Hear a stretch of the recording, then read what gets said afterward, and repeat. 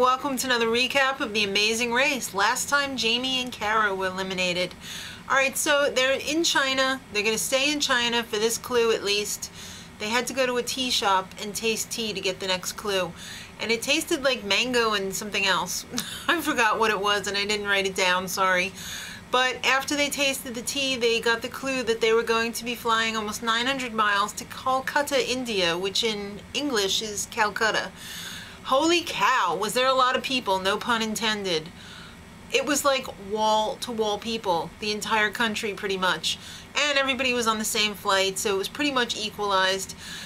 When they got to where they were supposed to be in India at the town hall, they played a funny little joke on Gary and Mallory and maybe a couple of the other people. They told them, run down to the end of the block and sign in. And they were just like, what? And they did it and they found out that they didn't have to do it. So that's pretty funny joke. Okay, it's a roadblock.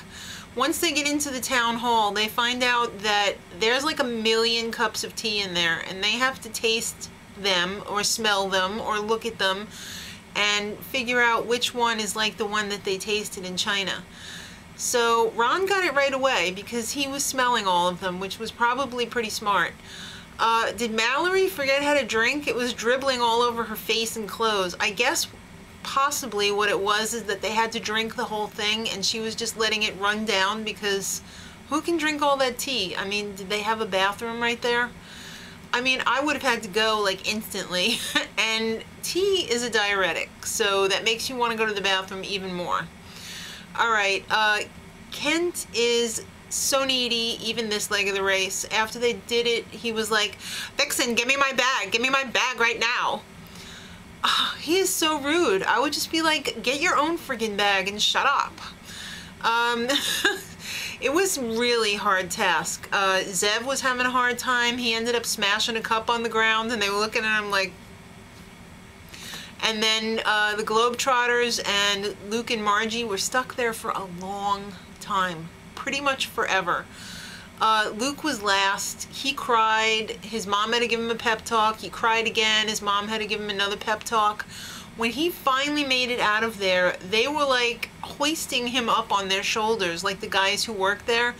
They're probably like, oh geez, finally we get to go home. No, but really, I mean, he probably was there so long that they really felt for him. And I mean, how could you not? I have to admit, I wasn't his biggest fan, but after I saw him break down, I really felt bad for him. I mean, really. Alright, so the next place they had to go was a tea stall. And the clue to find the tea stall was like in this bottle of Snapple without a label. It was under the lid where they usually put the Snapple fun fact. And Keisha and Jen didn't realize that they had to open the bottle. And everybody that they were asking, like, do you know where they make Snapple? They were all like trying to open the lid. They were probably just wanting to see the fun fact. But they finally figured it out and they went to where they were supposed to be. So it's a detour. It's either art or literature. In the art part of it, they had to paint, dress, and adorn this statue of a chubby elephant lady god thing. It was really kind of weird because they didn't know whether she was pregnant or just fat. And in literature, you had to deliver 8 stacks of books, children's books, in like this school bus cage cart thing, which I'm thinking that they probably transport children in there. It's kind of weird. Kind of reminded me of Chitty Chitty Bang Bang, where like they keep the kids in cages and stuff. Really weird. Alright, so the people who did the statues were Ron and Christina, Keisha and Jen, Kent and Vixen, and they were really happy about it because it was pink. The Globetrotters and Margie and Luke. The Globetrotters had a little problem though. They were almost done and they dumped the bucket of brown paint and they had to kind of touch up where the paint splattered, which kind of set them back a little bit. So the pit stop was at a fountain of joy in like this giant park. My VCR, the show was late, so not my VCR, my DVR, cut out the part where Gary and Mallory checked in. I'm supposing they checked in first place, and I don't know what they won. But then the Cowboys, Ron and Christina, and Zev and Justin all came in second, third, and fourth, almost all at the same time, but in that order. And then Kent and Vixen came in, and Phil asked them if they asked the Cowboys if they would tell them what place they were in, and they were like, yo, you're in 4th. And Phil was like, did you forget how to count? Because they're really in 5th. That was pretty funny. Hey, Cowboys, don't you know how to count?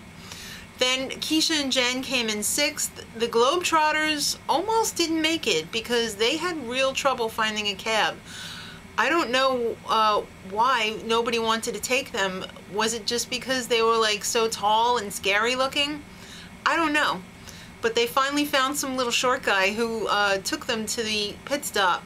And then Margie and Luke came in last place, which was 8th, and they were eliminated. And again, it was very touching. I felt really bad for Luke because he felt like he let his mom down, but you know what? He was glad to be in the race. He never thought in a million years he'd do it, and congratulations for making it that far, Margie and Luke. Next time, it's kind of scary, guys. They have to touch poo, and it looks like the animal that made that poo was eating corn or peanuts or something because it wasn't good. Till next week, much love.